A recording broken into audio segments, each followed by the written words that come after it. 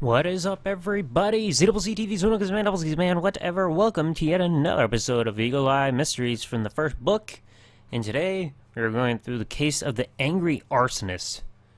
So it means somebody caused a fire. Let's see what we have here today. Attention all cars! Attention all cars! Firefighting crews have put out the blaze that grinds novelties and gags. Arson investigation team report to fire scene immediately. Fire Chief Wu is on scene. Sounds like the police think someone deliberately tried to burn down the store.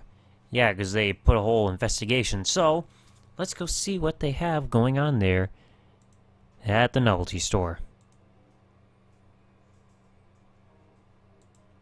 Oh, doesn't look good. Let's see what Mr. Rhymes has to say. This is a nightmare! My entire stock of whoopee cushions have melted! I thought whoopee cushions couldn't melt. Just look at the electric hand buzzers. They fuse solid. This place is ruined. I'll have to find a whole new location and start over. I wish I'd sold out to Brass Monkey when I had the chance. Their owner, Mr. Edwards, made me another offer over dinner at Swank's Cafe just last week. I can't believe I turned him down. That cook crank could have broken the window to get in and done this for revenge. I fired him last week and he was furious about it. Oh. Well, it's broken. Broken from the outside of the shop. So windows... Hold on. Glass from the broken window is outside the shop. It looks like it was broken from the inside. Really? Let's see. Use matchbook by this door. From Swank's Hotel. So we're going to have to figure out who they sold it to. Can of gasoline is sitting there too. Can is empty, but the fume is strong. I'll use to start the fire. I'll take down the crime lab, have investigated for fingerprints. Yep. Fire started around 10 o'clock last night when the shop was empty, so luckily there were no injuries. Looked like to me this fire was a reset. My report will list a clear-cut case of arson. Cool.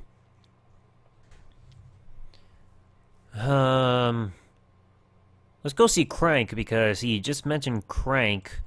So we'll see what in the world's going on. Because I don't think somebody's going to be so mad that they lose their job that they're going to set the place on fire.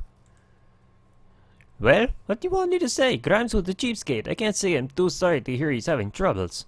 I worked part-time for him inventing new practical jokes until last week. And they up and fires me for no reason at all. Well, he told me he was having financial troubles. I guess that's true. He hasn't sold many of my jokes lately. Crank's work table is cluttered with beakers and test tubes. What's that? Bubbling beaker on the experiment table is labeled Instant Garden Slugs. Hey, get it right from there, you two. That one's not patented yet. Up all night getting just the right mixture of dehydrated slime and slug tester into gel for my project. It'll be a great prank if I can figure out how to get them to squirm after you add water. So he was doing that all night, which means... Yeah. Well, let's see. Swank's Hotel is going to say who they sold the matches to. Front desk. 4 to midnight. Yep. Matchbooks. Same found at the novelty store. Fire engines last night towards the end of my shift. Thank goodness the flames didn't spread to our building. Mr. Grimes was very upset. Ironically, he said he was having late dinner here, right next to the door to the fire. Just around 9:30. If he stayed a little bit longer, he would have seen the flame himself. I'm sure he would have. Man, what a bummer for Mr. Grimes. He hangs around here a lot. The guy's a lousy tipper, though. Aww. He took Mr. Edwards to dinner here just last week. He was really trying to butter him up, I guess. I was doing a waitering shift in the cafe. He had me bring him a bottle of champagne. Nice. Mr. Grimes even asked for a matchbook. Oh. Doesn't smoke. Weird. Really? So we asked for a matchbook. Well, let's quickly check the other two available locations. Let's look at the antique shop. I'm sure they'll have some information. Ahem. Can I help you two with something? We're investigating the fire over at Grimes Novelties. Police think it may be arson. Fascinating, I'm sure. Make it quick, please, and try not to bother Mr. Edwards. We were both up late last night at an antique dealers convention in Mount Vernon. What do we have here? Come on. A full ashtray and a set of blueprints on Mr. Edwards' desk.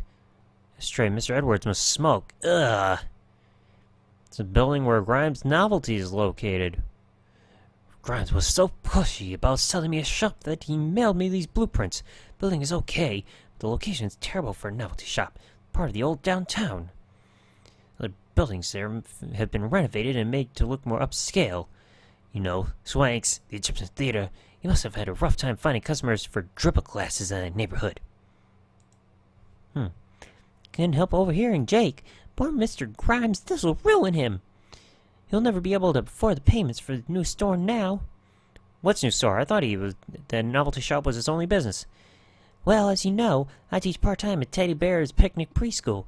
Pays low, so to help make ends meet, I also sell real estate. Mr. Grimes is one of my clients. He recently bought a new storefront at the mall through me. He planned to open his new store next month. Huh. Interesting. Arson at Grimes? No, Grimes Novelties? How awful. Thank heavens I didn't jump on Grimes' offer. He was trying to convince me to buy the store last week over dinner, but I told him I'm not ready to open a new branch yet. Well, there's only one location to check, so we'll quickly get it for the last bit of evidence, but I think it's pretty clear there who was there and who wasn't, and the timing, and who got the matchbook. Look at the computer first. Police computer shows the results from the crime lab. Lab report says the fire was started with gasoline, a highly flammable liquid. Report says Mr. Grimes insured his business for $1 million. Policy states that he will receive the full $1 million in case of fire. I see an Eli detective agency is on the case.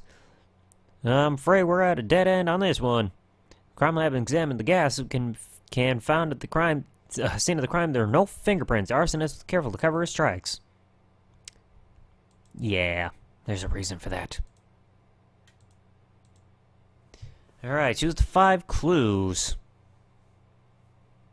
There was glass broken from the inside, so somebody had to have access inside of there.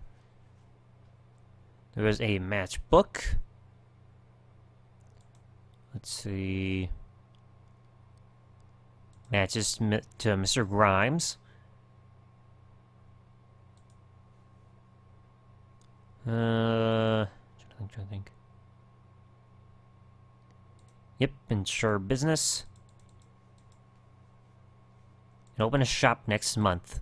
Mr. Grimes, that's fraud. Yeah, it was just, he did that purposely to get the money he needed for his place. Man. Come on, dude, that's not cool. But that is another case solved. Because I'm that good. So next episode, folks, we're going to solve the case of the crazy compass. I don't get how that's going to be possible, but we'll see how that goes. But thanks for watching, everybody. Like, comment, subscribe. Peace out, folks.